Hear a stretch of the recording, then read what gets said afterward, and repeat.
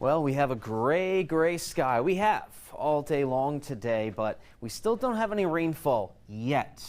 We're going to see things change pretty rapidly as we go through the rest of the afternoon and off into this evening. But at the very least, hopefully, you've been able to enjoy this warmth even despite the cloudy skies. Temperatures are well into the 70s across the area, but at the same time, you're likely battling that wind. And we do have a wind advisory that is in effect now until 1 a.m. tonight, basically 1 a.m. on Tuesday. And yes, that covers the extent of the four-state region because we have advisory level wind gusts possible. That would be over 50 miles per hour, and that is looking to be fairly likely as we head on into this evening. But that wind is already picking up, and it's been pretty gusty out there at times. Wind speed is up to 26 miles per hour in D.C., Chantilly, 22 in Leesburg, and at times gusting even higher than that. There have been a few reports of tree damage in Northern Virginia already due to these rather gusty winds, and again, it's only going to get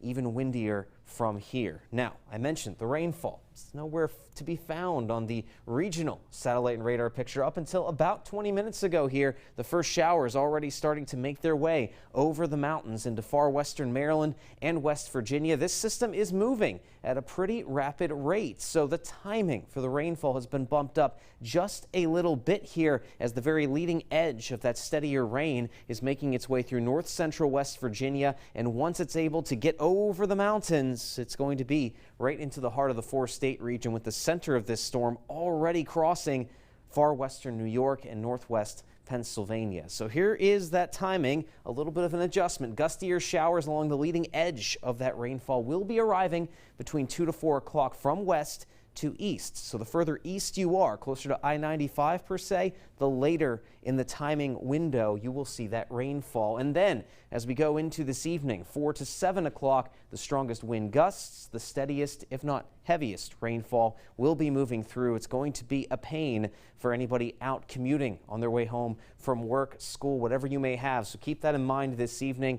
But this storm system heads out quickly. We will be cooler and briefly quieter as we get into the day on Tuesday. So let's time this out on Future Tracker. Again, those showers are already showing up in far western Maryland, so Future Tracker lagging behind by about an hour or so. That can happen when it comes to some of these models, so check it out. By 5 o'clock, you can see the bulk of that steadiest line in between I-81 and I-95. So around 3 to 4 o'clock, you can expect that steadiest rain through Winchester, Martinsburg, Hagerstown, and then eventually as you move over toward Frederick, Germantown, down toward D.C., that rain will be arriving between 5 to 6 o'clock. So that way, by 7 to 8, we're in the clear, and we're not talking about any additional rainfall then for the most part all the way through the overnight and going into Tuesday, when we are going to have some sunshine breaking back out. And overall, though, we are going to have cooler temperatures, and even the wind is going to calm down a good bit for us on Tuesday. So that